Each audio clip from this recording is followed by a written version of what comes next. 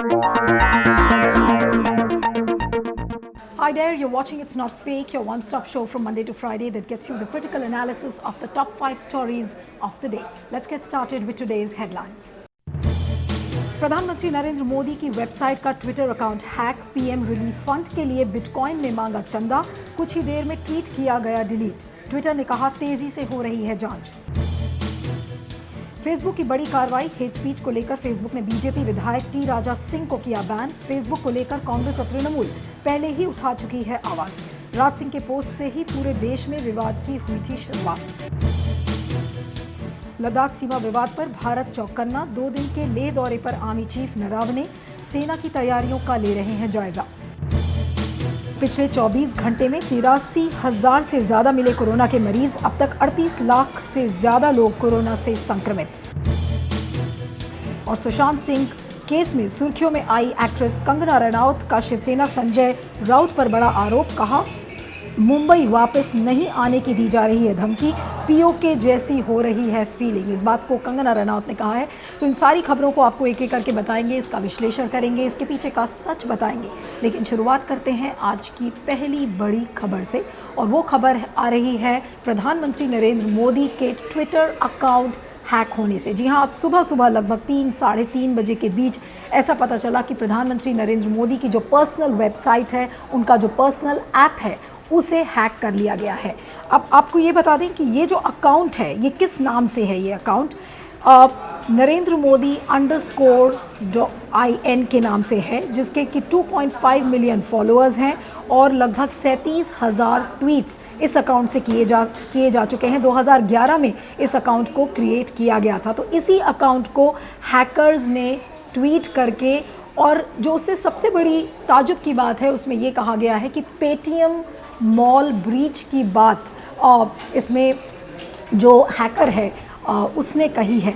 अब इसके बाद ये अटकलें लगाई जा रही हैं कि इसमें पेटीएम मॉल का जिक्र क्यों किया। हैकर्स ने अभी कुछ ही दिन पहले पेटीएम मॉल, जो ऑनलाइन पेटीएम का जो प्लेटफॉर्म है, उसको ब्रीच किया था, उनके अकाउंट्स को एक्सेस किया था। तो कहीं हैकर्स ये तो नहीं बताना चाह रहे हैं पीएम मोदी के अकाउंट से कि उन्होंने पेटीएम मॉल के अकाउंट का ब्रीच नहीं किया था, और उनकी जब सुनवाई नहीं हो रही थी तो उन्होंने ये सोचा कि पीएम मोदी के अकाउंट से ही क्यों ना ये मैसेज दिया जाए। तो ये तो बात एक तरफ है, लेकिन दूसरी बात ये है कि जो लास्ट ट्वीट इस अकाउंट से किया गया था, और ज़्यादातर जो मोदी जी की जो स्पीचेस हैं, उनके जो प्रोग्राम्स हैं, उनको इस अकाउंट से बार बार ट्वीट किया जाता था। अब अगर एक पैटर्न आप देखें तो जुलाई के महीने में ट्विटर के अकाउंट्स, कितने बड़े बड़े लीडर्स हैं जिनके ट्विटर के अकाउंट्स हैक हुए थे, जैसे Joe Biden, Barack Obama, Bill Gates, ऐसी बड़ी बड़ी नामी गिरामी हस्ती थी जिनके ट्विटर अकाउंट्स हैक हुए।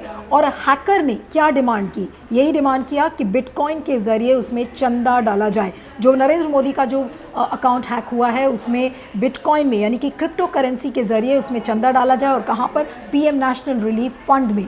तो इसकी बातें, इस तरीके की खबरें आ रही हैं। अब ऐसी खबर से क्या समझा जाए कि क्या हैकर वाकई में नरेंद्र मोदी के अकाउंट को हैक करना चाह रहे थे? एक तो ये पॉइंट है। इस पर ट्विटर ने ऑलरेडी सफाई दे दी है, वो ट्वीट डिलीट कर दिया गया है ऑलरेडी। अगर आप अब ट्वीट पर जाएंगे, ट्विटर पे जाएंगे, तो आपको वो ट्वीट्स नहीं मिलेंगे। बाकी ट्विटर का ये कहना है कि वो इस पूरे मामले की छानबीन कर रहा है। तो एक बहुत ही गंभीर मामला सामने आया है, और ये दर्शाता है कि जिस तरह से अभी फेसबुक सुर्खियों में बना हुआ था कि किस तरीके से उसकी एक लाइजनिंग और उसका एक एसोसिएशन बीजेपी से नज़र आ रहा है, और हमेशा फेसबुक गलत रीजंस की वजह से सुर्खियों में था। आज ट्विटर भी फिर से एक गलत रीजंस की वजह से आज फिर सुर्खियों में है। जुलाई में ट्विटर बार बार हैक हो रहा था, बड़े लीडर्स का मैंने ऑलरेडी आपको नाम बताया। लेकिन आज के इस एपिसोड से कि प्रधानमंत्री नरेंद्र मोदी का ट्विटर अकाउंट हैक हुआ है, उसके बाद से जो ट्विटर की वल्नरेबिलिटी है कि कितना वल्नरेबल है ट्विटर, कितना रिस्की प्लेटफॉर्म है, इसको लेकर अब जो अटकलें हैं वो और ज़्यादा तेज़ हो गई हैं। इससे भी जो बड़ी बात है कि आज के समय में आपका जितना भी डेटा है वो क्लाउड पे सेव किया जाता है। तो क्लाउड पर सेव किया हुआ डेटा कितना सुरक्षित है? डेटा प्राइवेसी को लेकर कई बार ऐसी बातें उठ चुकी हैं कि हमारे अभी देश में अभी डेटा प्राइवेसी को लेकर लॉ नहीं बना है। अगर आपको हैकर्स या जो परपेट्रेटर्स हैं उनके खिलाफ अगर आपको एक्शन लेना है तो किस लाइन पर आप एक्शन लेंगे? तो आज उसका भी एक बड़ा सवाल है। अभी डेटा प्राइवेसी बिल हमारे देश में अभी पेंडिंग है, तो इसको लेकर भी बार बार बातें हो रही हैं। हम इतनी बड़ी बड़ी बातें करते हैं डिजिटल इंडिया कैंपेन की, तो आज डिजिटल इंडिया कैंपेन को अगर आप देखें तो it lies exposed because you are not safe on Twitter, you are not safe on any of the social media platforms। इस चीज़ को लेकर बातें अब चल रही हैं। बहुत सारे लोगों ने सोशल मीडिया पे लिखा है कि ऐसा लग रहा है कि फेसबुक इलेक्शंस को रिग करता है, तो अब ट्विटर जो भी कहेगा उसकी बात भी हमें माननी पड़ेगी। एक ऐसा परसेप्शन भी इस समय इस एपिसोड के बाद बनकर आ रहा है। और जो एक और जो मुद्दा है इस पूरी खबर से जुड़ा हुआ, जैसा कि मैंने आपको पेटीएम मॉल ब्रीच के बारे में बताया था कि जिस तरह से हैकर ने इस बात को मेंशन किया है, तो क्या हैकर्स में भी एक राइवलरी नज़र आ रही है कि एक ग्रुप का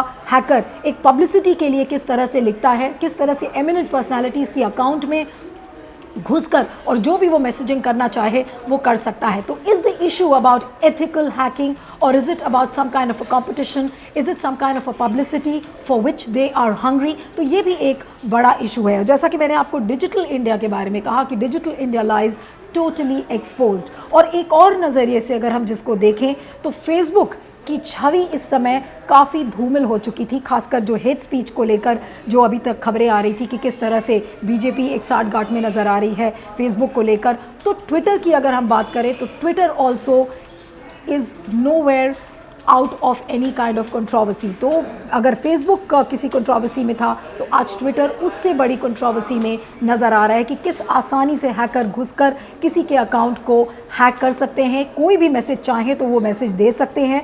साइबर फ्रॉड का कितना एक बड़ा मामला है कि आज अभी ये अकाउंट अभी क्लियर नहीं हुआ है कि क्या लोगों ने उस अकाउंट में चंदा डाला है नहीं डाला है, क्योंकि पीएम नेशनल रिलीफ फंड के नाम से हैकर्स चंदा मांग रहे थे।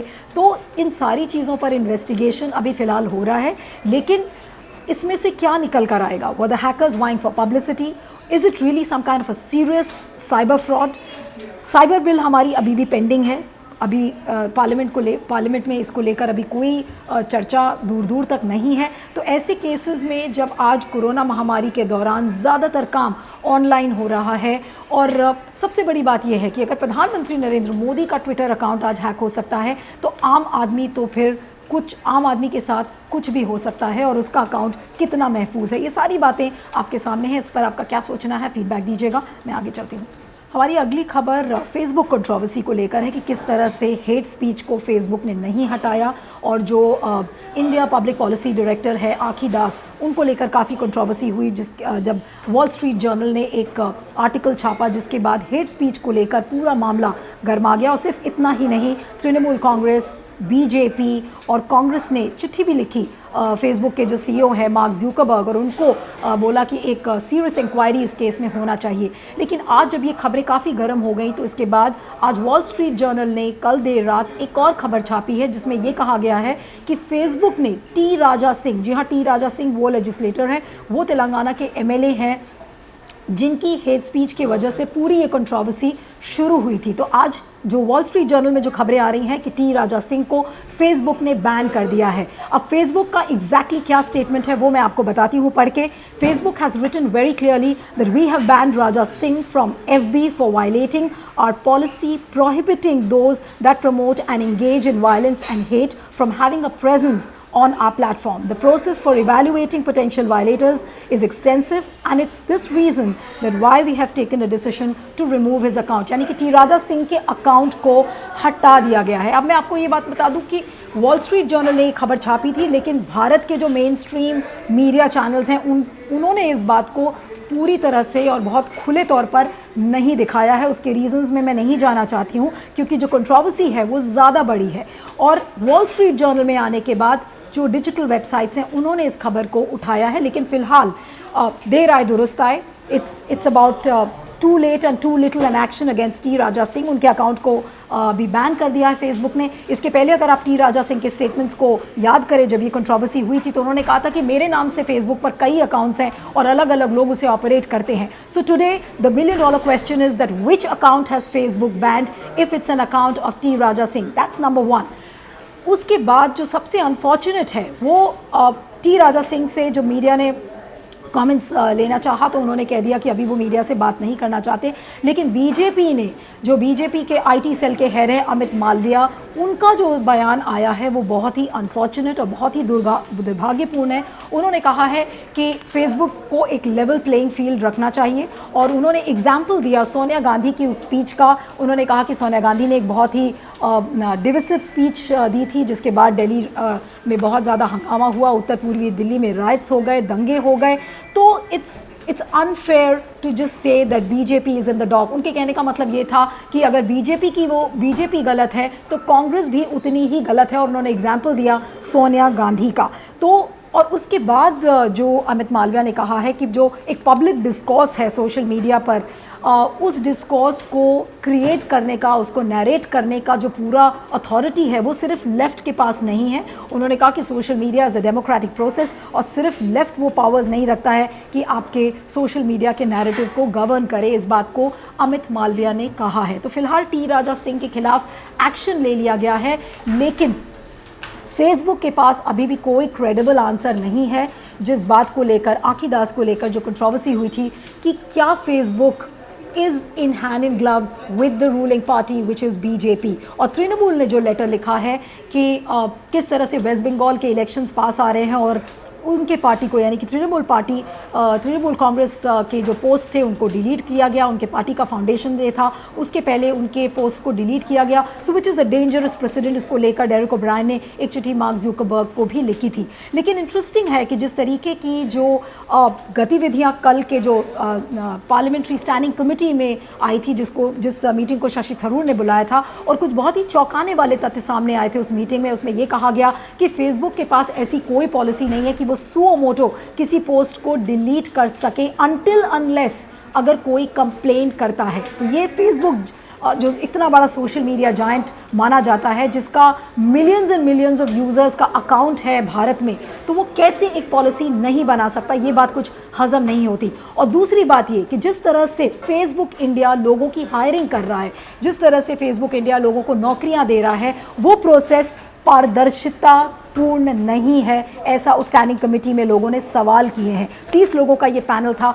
उसमें ये सारी बातें निकल कर आई थी कि जो हायरिंग का प्रोसेस है around Facebook India, that is not very transparent. In fact quid pro को, यानी कि आप हमारे लोगों को हायर करिए और उसके बदले में हम आपको एड्स देंगे। तो इस तरीके की बातें सामने फिलहाल आई हैं। जो इंडिया हेड था उनका फेसबुक का, उसको बुलाया गया था, फेसबुक चीफ को जो इंडिया है उनके, वो वहाँ पर गए थे। उन्होंने अब उनको एक बार फिर से तलब किया जाएगा। तो ऐसे में जो ये पूरी जांच पड़ताल का जो प्रोसेस है वो आगे अभी बढ़ता रहेगा। आने वाले दिनों में इसमें और भी खबरें आएंगी। लेकिन जहाँ तक बीजेपी का स्टैंड है, बीजेपी के पास इस समय कोई जवाब नहीं है, ना फेसबुक के पास कोई ठोस जवाब है कि फेसबुक ऐसा क्यों करता था। और फेसबुक के लिए पब्लिक डिस्कोर्स लगता है मायने नहीं रखता, किसी देश की एकजुटता या एकता मायने नहीं रखती, बल्कि उनके लिए क्या मायने रखता है is the business interest. That is what is increasingly disturbing in this episode. लेकिन फिलहाल बीजेपी ये पूरे कैंपेन को ब्लंट करना चाहता है, क्योंकि बीजेपी से रविशंकर प्रसाद ने एक चिट्ठी में ये भी लिखा कि सिर्फ कांग्रेस और तृणमूल ही इस बात को क्यों बोल रहे हैं, बीजेपी के, और खासकर उन्होंने मेंशन किया 2014 और 19 के इलेक्शंस का उल्लेख किया और कहा कि किस तरह से there was a negative campaign against prime minister Narendra Modi and so many cabinet ministers. So this is what exactly Ravishankar Prasad mentioned in his letter. So in a way BJP is trying to blunt the entire campaign in which Facebook is in the dock, in which BJP is in the dock, but are we going to get any answers out of this issue is the $1 million question। इस पर आपका क्या feedback है ज़रूर बताइएगा। मैं आगे चलती हूँ। हमारी तीसरी खबर भारत चीन गतिरोध को लेकर बनी हुई है। अब जो नया पूरा मोड़ आया है उसमें आपको बताया था कि 29 और 30 अगस्त को जो चीनी सेना है वो दक्षिण पैंगोंग सो झील तक जाके पहुंच चुकी थी। और कब पहुंची, जब बातचीत का जो सिलसिला है और जो डिप्लोमेटिक और मिलिट्री लेवल पे जो बातचीत चल रही थी उसका सिलसिला जारी था। और उस सिलसिले के बीच में चाइनीज़ सेना, यानी कि चीनी सेना दक्षिण छोर पर पहुंच गई। भारत के पास इसका कोई जवाब नहीं है कि दक्षिण छोर पर सेना, चीनी सेना कैसे पहुंची, कब पहुंची, लेकिन जितनी भी आप मेन स्ट्रीम मीडिया चैनल्स हैं वो इस बात को बताते हैं और इस बात का दावा करते हैं कि देखिए भारत की जो सेना थी वो बहुत चुस्त थी, बहुत समय के पहले उसने अपनी तैनाती कर ली और चीनी सेना को भारतीय सेना ने हरा दिया। एक इस तरीके का इम्प्रेशन आ रहा है, लेकिन रियलिटी ये है कि शायद कोई अलर्टनेस भारत की सेना की तरफ से नहीं थी। भारत एक वेट एंड वॉच गेम में बिलीव कर रहा था कि वेट एंड वॉच, क्योंकि डिसएंगेजमेंट का प्रोसेस जारी है। उन्होंने विश्वास किया चीनी सेना के ऊपर, और क्यों विश्वास किया इस सवाल का जवाब किसी के पास नहीं है। तो इन सारी खबरों के बीच आपको बता दें कि जो रक्षा मंत्री हैं राजनाथ सिंह, वो मॉस्को में है शंघाई कोऑपरेशन ऑर्गेनाइजेशन की समिट के लिए। वहाँ पर ये बताया जा रहा है कि वो नहीं मिलेंगे अपने काउंटर पार्ट से, यानी कि जो चीन के जो रक्षा मंत्री हैं उनसे वो नहीं मिलेंगे। लेकिन इन सारी खबरों के बीच में आज जो मुकुंद नरवणे हैं, जो एयर चीफ मार्शल हैं, और वो आज पहुंचे थे। मुकुंद नरवणे आज लद्दाख के दौरे पे हैं, 2 दिन के दौरे पे, कि ऑपरेशनल प्रिपेयर्डनेस को देखने के लिए कि वो कितने ऑपरेशनली भारत की सेना प्रिपेयर है। आपको ये भी बता दें कि अभी RKS भदौरिया जो एयर चीफ मार्शल हैं वो वहाँ पर गए थे, और अब आर्मी चीफ मुकुंद नरवणे इस समय लद्दाख के दौरे पर हैं। तो इन सारी खबरों के बीच में एक खबर आज ये भी आ रही है कि आपको कल बताया था कि लगभग 118 ऐप्स भारत की सरकार ने बैन कर दिया है, चाइनीज़ ऐप, जिसमें PUBG भी है। और उसको लेकर चाइनीज़ एम्बेसी, खासकर जो चाइनीज़ कॉमर्स मिनिस्ट्री है उसके तरफ से एक कड़ी प्रतिक्रिया आई है, और उन्होंने कहा है कि उन्होंने अपना विरोध उस पर प्रकट किया है, और कहा है कि ये ठीक बात नहीं है, एक लीगल वायलेशन कर रही है भारत की सरकार, और ये उनका लीगल राइट है कि जो सर्विस प्रोवाइडर्स हैं और जो बाकी प्लेटफॉर्म्स हैं उनको वहाँ पर एक ओपनिंग मिले। तो इस तरीके की बातें चाइनीज़ कॉमर्स मिनिस्ट्री के तरफ से आई है। लेकिन एक बहुत ही इंटरेस्टिंग स्टेटमेंट जो चाइनीज़ एम्बेसी है भारत की, वहाँ से आया है। उन्होंने एग्जैक्टली ये बोला है कि Indians violated the consensus in India, troops illegally ट्रेसपास्ड the LAC which damaged peace and tranquility। यानी कि जो चीनी एम्बेसी है भारत में, वो भारत की गलती बता रहा है कि भारत ने लाइन ऑफ एक्चुअल कंट्रोल को ट्रेसपास किया, वो वहाँ पर घुसे, और इसकी वजह से उन्होंने अपना मिलिट्री मूवमेंट बढ़ाया। तो सही कौन है, कौन गलत है, लेकिन फ़िलहाल जो स्टेटस को के जो फ्रेमवर्क्स हैं वो बिल्कुल बदल चुके हैं। अब एक नया फ्रंट बिल्कुल खुल गया है। अभी तक हम फिंगर 4 एरियाज़ और जो गलवान वैली एरिया था उसी से हम जूझ रहे थे। अब एक टोटली एक नया फ्रंट खुल गया है। अब इस पर भारत कैसे तैयारी करेगा, किस तरीके की रणनीति अपनाएगा, चेंज ऑफ स्ट्रैटेजी तो नज़र आ रही है, क्योंकि भारत ने कड़े तेवर दिखाए हैं। लेकिन कितना कड़ा भारत हो सकता है, क्या मिलिट्री एक्शन, जिसकी हम chief of defence staff Bipin Rawat बात कर रहे थे कि अगर बातचीत से ज़रिया नहीं निकलता है, कोई हल नहीं निकलता, तो वो मिलिट्री एक्शन लेंगे। लेकिन कितना डेंजर होगा, कितना रिस्क इसमें इन्वॉल्व होगा, और क्या भारत की सेना वाकई में इस चीज़ के लिए तैयार है, इसको लेकर बहुत डाउट्स हैं। हाँ, जिसकी बात इस समय भारत की सरकार और भारत सेना नहीं कर रही है वो ये कि कहीं ना कहीं कोई चूक, चाहे वो इंटेलिजेंस फेलियर की रही हो, या सेना की तरफ से रही हो, या पॉलिटिकल डिसीजंस में कोई चूक रही हो, लेकिन तभी इतनी बड़ी हिमाकत चीनी सेना ने की कि बातचीत के बीच में भी वो उत्तर पूर्वी छोर से दक्षिण छोर पर पहुंच गए, और हमारी सरकार को इस बात का पता नहीं चला। लेकिन इस कमी को भी हम ढककर और इस तरह से बता रहे हैं कि नहीं, भारत की जो सेना थी, भारत के जो डिसीजंस थे वो बहुत मुस्तैद थे, बहुत चुस्त थे। इस पर आपका क्या सोचना है, फीडबैक दीजिएगा। मैं आगे चलती हूँ। अगली खबर हमारी कोरोना अपडेट्स को लेकर है, और रोज़ जब कोरोना के संक्रमित केसेस की अगर मैं बात करूं तो रोज़ एक नया रिकॉर्ड इस समय भारत में बन रहा है। इस समय विश्व में भारत इकलौता ऐसा देश है जहां पर सिंगल डे स्पाइक की अगर हम बात करें तो सबसे ज़्यादा केसेस इस समय भारत में आ रहे हैं, और भारत ने आज फिर से एक नया रिकॉर्ड कायम किया है। 83,000 से ज़्यादा कोरोना के केसेस पिछले 24 घंटे में नज़र आए हैं। और अगर मौतों की मैं बात करूं तो 1043 मौतें पिछले 24 घंटों में दर्ज की गई हैं। तो ये कोई छोटा मोटा आंकड़ा नहीं है, और ये आंकड़े आ रहे हैं उस समय जब हम अनलॉक के फाइनल फेज़ में जा रहे हैं, जब हम मेट्रो खोल रहे हैं, पब्लिक ट्रांसपोर्ट शुरू करने वाले हैं। दिल्ली के अगर फिगर्स की हम बात करें तो दिल्ली ने बीच में इन्फेक्शन को कंटेन कर लिया था, लेकिन फिर से अगर दिल्ली की बात करें खासकर तो 2000 से ज़्यादा केसेस इस समय रजिस्टर हो रहे हैं। लेकिन जो हेल्थ मिनिस्ट्री का जो डेटा है उसमें उन्होंने कुछ स्टेट्स का नाम लिया, जैसे कि तमिलनाडु, उत्तर प्रदेश, कर्नाटका, आंध्र प्रदेश और महाराष्ट्र, जहाँ पर 62% जो केस लोड है वो इन राज्यों से आ रहा है। तो अब ऐसे में सरकार की क्या रणनीति होगी? जितने भी जो मेडिकल एक्सपर्ट्स हैं, सरकार आंकड़े छुपाने की बात कर रही है, हमारा जो कम्युनिकेशन स्ट्रैटेजी है वो ये कहता है कि नहीं, हम तो लाखों टेस्ट हम पर डे कर रहे हैं, लेकिन आगे की रणनीति पर इस समय कोई चर्चा नहीं हो रही। इसका मतलब क्या है, क्या समझा जाए कि क्या हम आम आदमी को उनके हाल पर छोड़ देंगे? क्या जो केंद्र सरकार है अब वो अपनी तरफ से जितनी भी जिम्मेदारियां हैं उससे वो पल्ला झाड़ लेगी कि नहीं भाई, हमें इकोनॉमी को चलाना है, अब आपका काम है कि आप अपने रिस्क पर किसी भी पब्लिक ट्रांसपोर्ट को इस्तेमाल कर सकते हैं। ये बात सही है कि lockdown can not be a perpetual solution, लेकिन ऐसे में क्या रणनीति होनी चाहिए सरकार की, उसको लेकर कोई क्लैरिटी नहीं है। जितने मेडिकल एक्सपर्ट्स हैं आप उनसे अगर बात करिए तो वो ये कहते हैं कि अभी जो पीकिंग पीरियड है वो भारत में अभी नहीं आया है। अभी कुछ एक्सपर्ट्स ये कह रहे हैं कि अभी वो दिन दूर नहीं जब हम 1 लाख केसेस पर डे हम भारत में देखेंगे। तो पीक पीरियड कब आएगा? अगर बाकी कुछ और कॉन्टिनेंट्स की हम बात करें तो वहाँ पर सेकेंड और थर्ड वेव वायरस का आ चुका है। तो अगर भारत में फर्स्ट फेज़ अभी खत्म नहीं हुआ है, उसका पीकिंग पीरियड नहीं आया है, तो हम क्या सेकेंड और थर्ड फेज़ के लिए तैयार हैं या नहीं हैं? वो $1 मिलियन क्वेश्चन है। और अगर सेकेंड और थर्ड फेज़ वायरस की अगर हम बात करते हैं तो भारत इस समय कितना प्रिपेयर्ड है, इसको लेकर अभी केंद्र सरकार के पास कोई भी जवाब नहीं है। तो ऐसे में हम एक्ट ऑफ गॉड की बात कर रहे हैं, तो भगवान भरोसे ही शायद अब आगे आम आदमी की ज़िंदगी बीतेगी। आपको पब्लिक ट्रांसपोर्ट यूज़ करना होगा क्योंकि आपके पास और कोई चारा नहीं है, लेकिन अपने रिस्क पर करिएगा। आगे चलते हैं, इस पर फीडबैक ज़रूर दीजिएगा। हमारी अगली खबर बॉलीवुड एक्टर सुशांत राजपूत की मौत को लेकर है। उसमें कुछ नए नए खुलासे रोज़ हो रहे हैं और आज जो एक बहुत ही इंटरेस्टिंग एंगल कंगना रनावत का नज़र आ रहा है, उन्होंने ये कहा है कि जो शिवसेना के लीडर है संजय राउत, उन्होंने उनको धमकी दी है कि अब उन्हें वापस मुंबई नहीं लौटना चाहिए। जिसके बाद कंगना रनावत ने इस बात को ट्वीट किया है और कहा है कि मुंबई में आज़ादी को लेकर बहुत सारी ग्राफिटीज़ बनाई गई थी और अब मुंबई बिल्कुल पाकिस्तान ऑक्यूपाइड कश्मीर की तरह लग रहा है। तो एक बहुत ही सेंसेशनल ट्वीट उन्होंने किया है।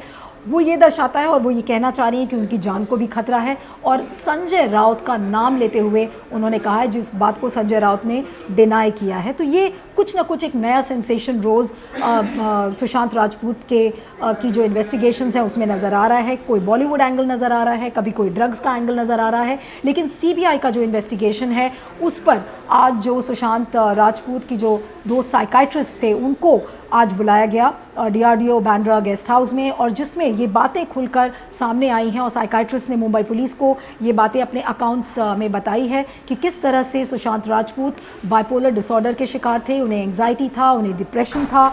ये बातें भी सामने नज़र आई कि जो साइकाइट्रिस्ट थे उन्होंने रिया चक्रवर्ती को फ़ोन करके कहा कि आप उनको बोलिए कि वो मेडिसिन लें, लेकिन और उनके पेमेंट की भी बात आई कि कब वो उनको पेमेंट मिलेगा। तो रिया चक्रवर्ती ने कहा कि नहीं, अब मैं उनके साथ नहीं रहती हूँ और अब उनका सारा देखरेख और उनकी जो जिम्मेदारी है वो उनकी बहन के पास है, इसलिए अब उन्हें बहन को कॉल किया जाए। तो ये सारे जो तथ्य हैं आज सामने नज़र आ रहे हैं। उधर जो ड्रग्स का एंगल नज़र आ रहा है उसमें 2 लोगों को अभी तक हिरासत में लिया गया है। नारकोटिक्स कंट्रोल ब्यूरो के जो ऑफिसर्स थे उन्होंने छानबीन की है। तो इसमें बहुत सारे एंगल्स हैं। अब इसमें कितना जस्टिस सुशांत राजपूत को मिल पाएगा कहना मुश्किल है, क्योंकि बहुत ही कॉन्वोल्यूटेड केस है, बहुत ही कॉम्प्लिकेटेड हो चुका है। एक तरफ बॉलीवुड माफिया का एंगल है, ड्रग्स, सुशांत राजपूत की पर्सनल लाइफ, बहुत सारी एंगल्स हैं। और एक और जो खबरें आ रही हैं कि यूएस की एक मीडिया कंपनी थी जिसने बिलबोर्ड्स कुछ लगाए हुए थे जस्टिस फॉर सुशांत राजपूत के केस में, और वो बिलबोर्ड्स हटा लिए गए हैं ये कहते हुए कि रिया चक्रवर्ती जैसी लड़की का character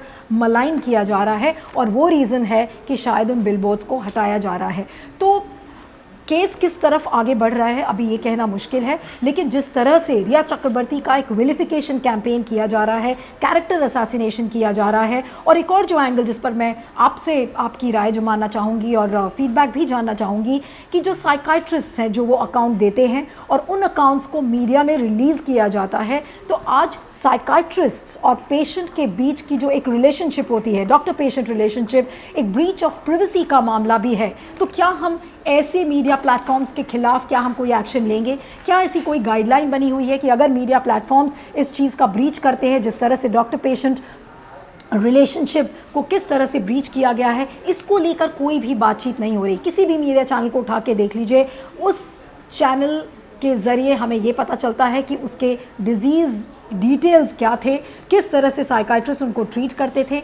but on a same note, is it really fair on the part of the psychiatrist? Is it really fair on the part of the media? हम भी उसी मीडिया का हिस्सा हैं जो मीडिया आज इन सारे मेडिकल डिटेल्स को पब्लिक में डिस्क्लोज कर रहा है, पब्लिक में डिस्कस कर रहा है, लेकिन कितने मीडिया प्लेटफॉर्म्स हैं जो इस चीज़ के लिए बात कर रहे हैं? बहुत ही कम, शायद गिने चुने प्लेटफॉर्म्स होंगे। और इसीलिए आज मैं अपने प्लेटफॉर्म से इस चीज़ को रेज कर रही हूँ कि जो साइकाइट्रिस्ट डिटेल दे रहे हैं, मेडिकल हिस्ट्री के डिटेल्स जो हम डिस्कस कर रहे हैं, वो इस तरह से पब्लिक डोमेन में कैसे आता है?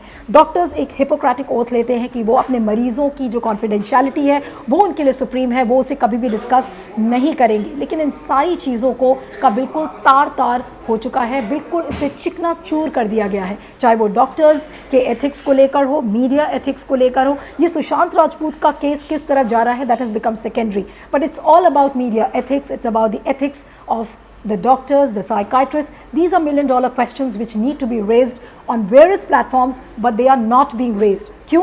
क्योंकि सारे मीडिया प्लेटफॉर्म्स को एक मसाला चाहिए, रोज़ एक ना एक कोई टीआरपी फैक्टर के लिए कोई एक सेंसेशन चाहिए, जिसको लेकर इस समय सारे मीडिया चैनल्स इस होड़ में लगे हुए हैं। लेकिन सुशांत राजपूत को क्या जस्टिस मिलेगा, वो अभी बहुत दूर की बात है। और अगर मैं एक फ्रेज़ अंग्रेज़ी में यूज़ करना चाहूँ तो justice for Sushant Rajput looks light years away. We do not know whether he's going to get justice or not, but yes, you will be feeding every day, you will be feeding and thriving on daily sensations by the mainstream media channels. What do you feel about this story? Give us your feedback. आज It's Not Fake की 5 बड़ी खबरों में इतना ही. You can follow me on Twitter @Neelu317. There's an email ID flashing on your screen. You can send us your feedback. Thanks for watching. It's Not Fake.